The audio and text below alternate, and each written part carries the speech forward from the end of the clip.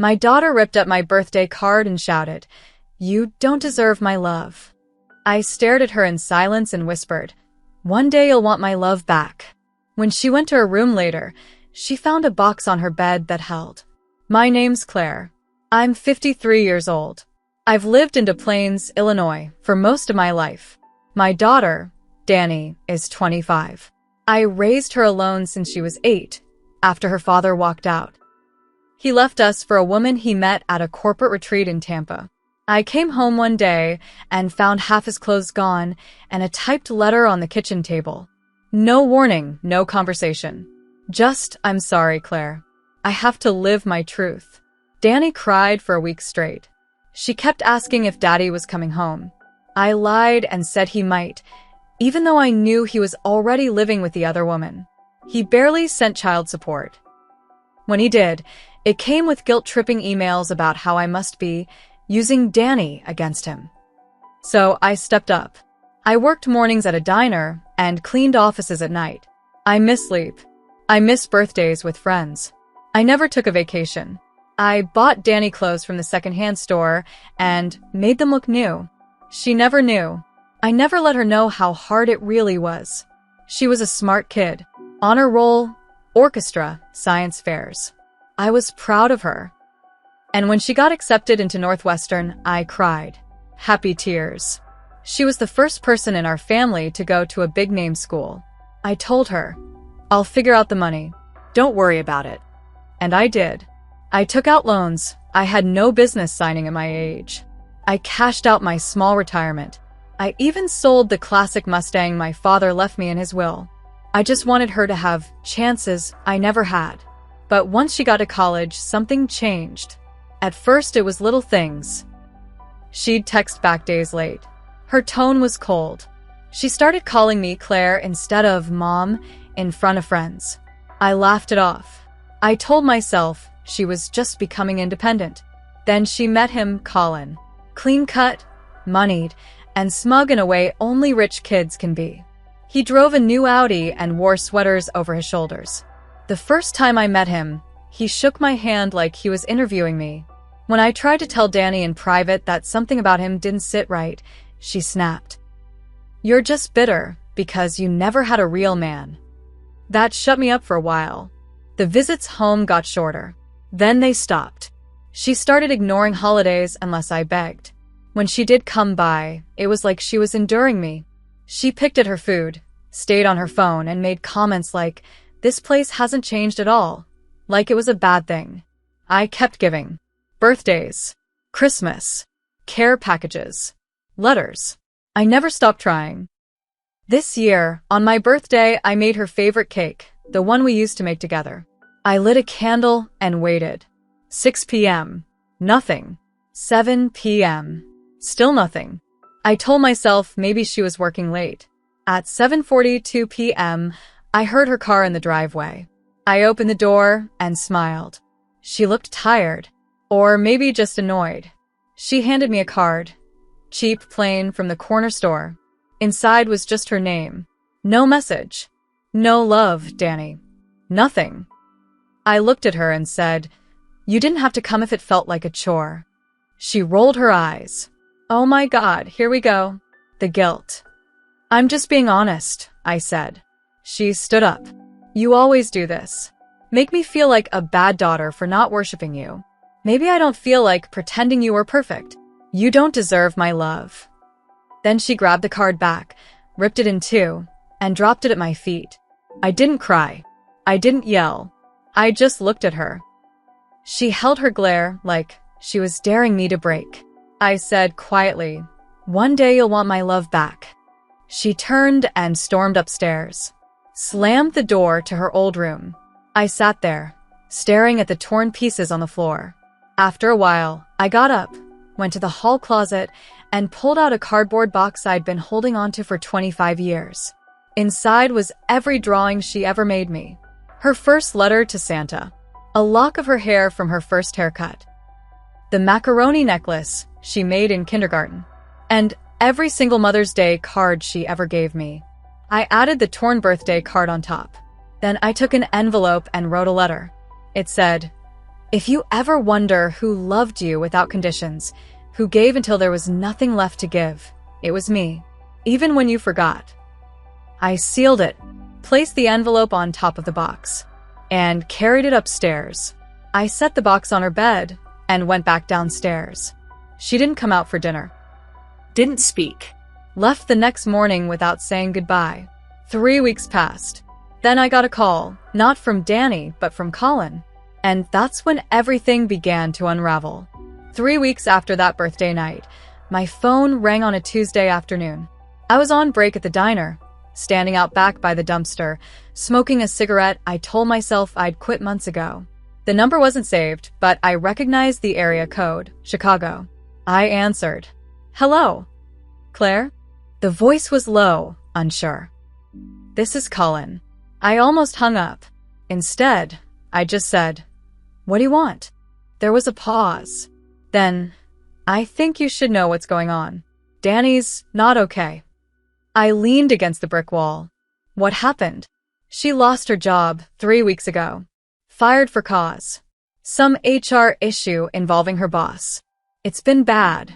She hasn't told you because, well, she doesn't want to deal with you. I stayed silent. Colin kept going. She's drinking a lot, sleeping all day, lashing out. She screams at me over nothing.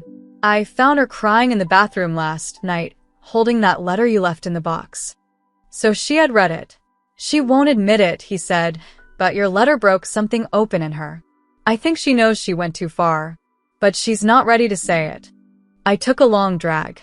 So, why are you calling me? She needs help, Claire. Real help. And she sure as hell won't accept it from me. I told him flat out. That girl told me to my face I didn't deserve her love. I've given more to her than I've ever given anyone in my life.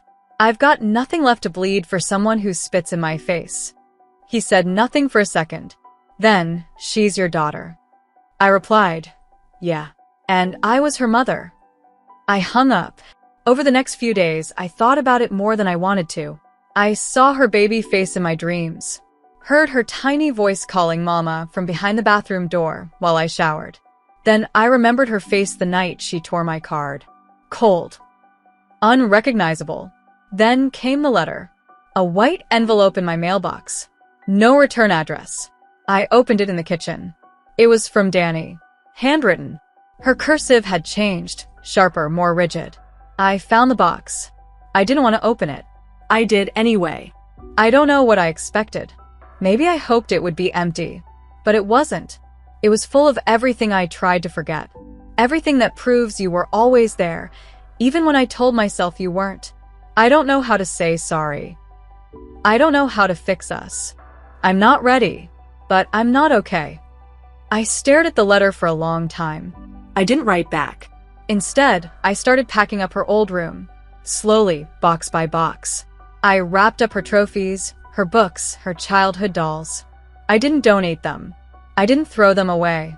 I just put them all in storage in the garage. 3 days later, Colin showed up at the diner. He sat at the counter, waited until I poured his coffee, then said, "She's getting worse." I looked him dead in the eyes.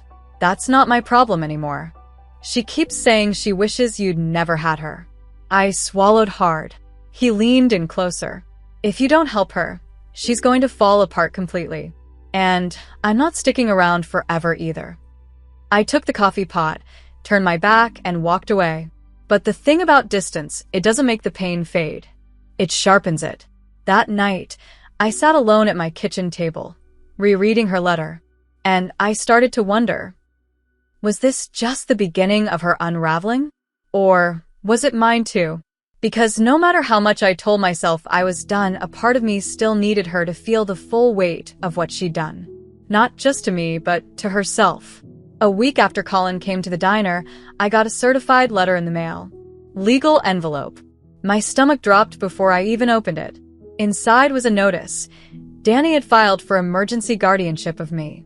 Claimed I was suffering from mental decline and hoarding behavior. That I was not competent to manage financial or medical decisions. I read the words 3 times before I could believe them. The same girl who said I didn't deserve her love was now trying to take control of my life. At first, I thought maybe it was some mistake. I called the Cook County Clerk's office to confirm. It wasn't a mistake. The hearing date was already set, 3 weeks from now.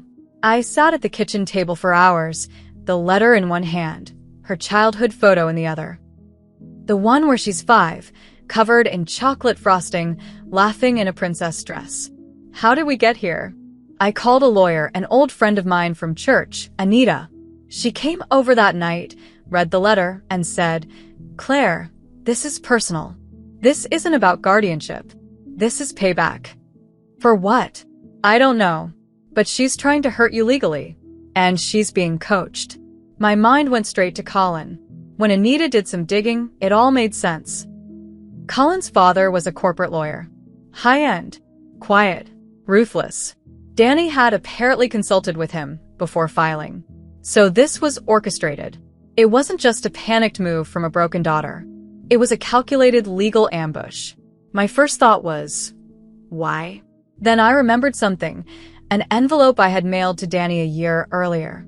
Inside was a signed copy of a notarized document naming her as my medical proxy and power of attorney, back when she was still in school. Before the rift got ugly, she must have realized that gave her leverage. The betrayal cut so deep I stopped eating for 2 days. I missed work. I couldn't sleep. I walked through the house like a ghost. I kept hearing her words, "You don't deserve my love," now twisted into, "You don't deserve your own life." Anita was furious. "We'll fight this." But Claire, if the court buys her story, they can start freezing accounts, limiting access to property. You need to protect yourself. I went into action. I moved money, secured my safe deposit box, hired a forensic accountant to look into anything Danny might have accessed financially. I got letters from my doctor, my employer, even neighbors, all confirming I was stable, competent, and very much in control of my life. But something inside me broke that week, because this wasn't just about control. It was about power. I realized Danny didn't just want to push me away, she wanted to erase me from the picture. Maybe it was guilt. Maybe she wanted to shift the narrative. Maybe Colin or his family convinced her that burying the past meant cutting me out completely. Whatever the reason, I knew this. She hadn't just gone too far. She had declared war. And for the first time in my life, I wasn't going to protect her from the consequences. The courtroom was small, tucked inside a downtown annex near the Des Plaines Government Center. The hearing was scheduled for 10 a.m. on a Tuesday. I wore a navy blue blazer I hadn't touched since my mother's funeral. Danny came in with Colin by her side. She wore a beige trench coat and carried a leather binder like she was prepping for a job interview. She didn't look at me. Her lawyer, a slick man with polished shoes and an empty smile, stood up first. He spoke about my erratic behavior, how I'd withdrawn socially and neglected to maintain a safe environment. He brought up the box I left on her bed, twisting it into a narrative of emotional manipulation. He said I was mentally fragile and exhibiting signs of early cognitive decline. Then Danny spoke. She said I'd become unreachable, obsessed with the past, and emotionally unstable. Her voice trembled, not from nerves, but because she wanted it to. She even cried a little, claimed she was scared for my well-being.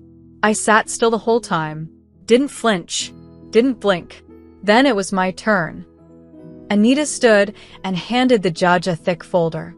Letters from my doctor, my employer, my church pastor, and my neighbors. Reports from the forensic accountant showing no unusual financial activity. Photos of my home, clean, orderly, the same way it's been for decades. Then I stood. "I'm not perfect," I said. "I've been through a lot, but I am not mentally unfit. I have worked since I was 16. I paid for my daughter's education by cleaning bathrooms and serving eggs to people who barely looked me in the eye. And now she's standing here trying to paint me as incompetent because she wants control. Not care. Control." The judge asked a few questions. I answered calmly. "Clearly." Then Anita pulled out one final piece of paper, a letter Danny had written me, dated just weeks before the filing. The one where she admitted she wasn't okay. That she missed me. That she wasn't ready to repair things. Anita looked right at the judge. Does that sound like a woman scared for her mother's safety? Or someone looking to rewrite the past because it's easier than facing what she did? The judge denied the guardianship petition.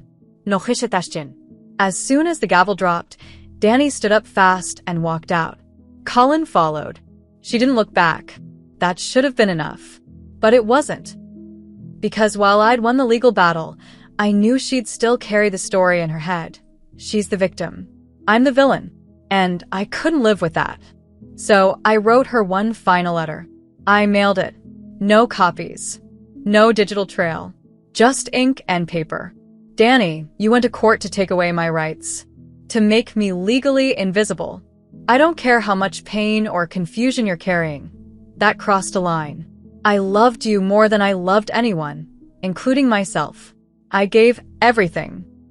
Now, I'm giving you one more thing, freedom. I've changed my will. You're no longer the executor. You're no longer the beneficiary. The money you didn't know I had, it's going elsewhere now. Scholarships for single mothers. Donations to women's shelters. If you want to rebuild, someday you'll have to do it from scratch. Not because I don't love you, but because real love has limits. And you found mine. I never heard back. 3 months later, Colin broke up with her. A mutual friend told me he moved to Austin and got engaged to someone else. Danny moved back in with her father in Florida. She's jobless, alone, and from what I hear, blaming everyone but herself. As for me, I'm okay. I started taking walks again, volunteering at the local shelter. I laugh more. I sleep better. I don't miss the version of her that stood in that courtroom. I miss the girl in the frosting-covered princess dress. But she's long gone, and I'm finally at peace with that.